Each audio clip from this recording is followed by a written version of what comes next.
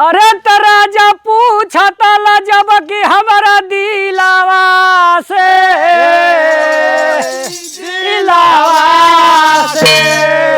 तला द चम चम जाके बार सोई किलावा से जाके लादा चम चम जाके बार सोई किलावा से हो सोई किलावा से हो सोई किलावा से लादा बार जाके चम चम सोई किलावा से लादा चम चम जाके बार सोई किलावा से लादा चम चम जाके बार सोई किलावा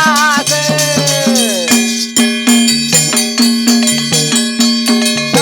औरी का कहो अरे चम चमखियाई सैया बग सर घुमाई हा पीछे नहीं आगे सोई किला पर बोई हाई हा अरे हम ही घंटी बजा दे अरे हनडी लावा से हो हनडी लावा से तलादा चम चम जाके बाहरे सोई किलावा से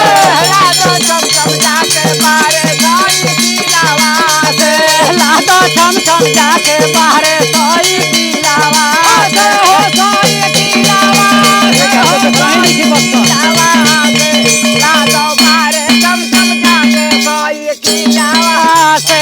लादा चम चम जाके बाहरे सोई किलावा से लादा चम चम जाके बाहरे सोई किलावा कहत हो कि बक्सर घुमा दे हम तो बक्सर देखल ही नहीं थी नइखे देखले कहाँ पर बक्सर हो नइखे गइल हो एकदम हम देख तू बता दे डहरिया तो कहाँ गइल रहा है अरे हम तो दिलारे नगर रह गनी हम देख रहे नहीं तो दरौली के बगलिए में तो बा अरे चौसा कमरपुर कृत पूरा के डहरिया कहतली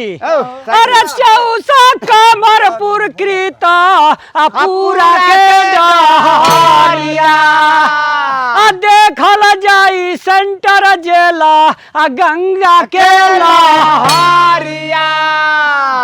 अरे कुछ मांगल जाई अरे 9 लखा मंदिरावा से हो मंदिरावा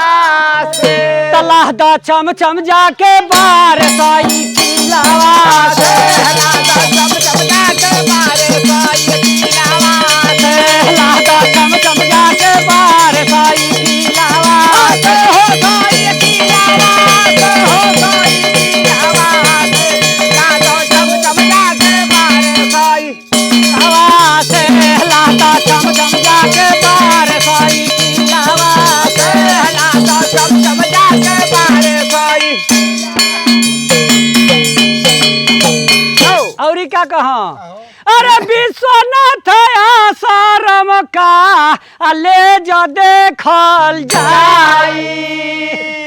अनाथ बाबा हो के कुछ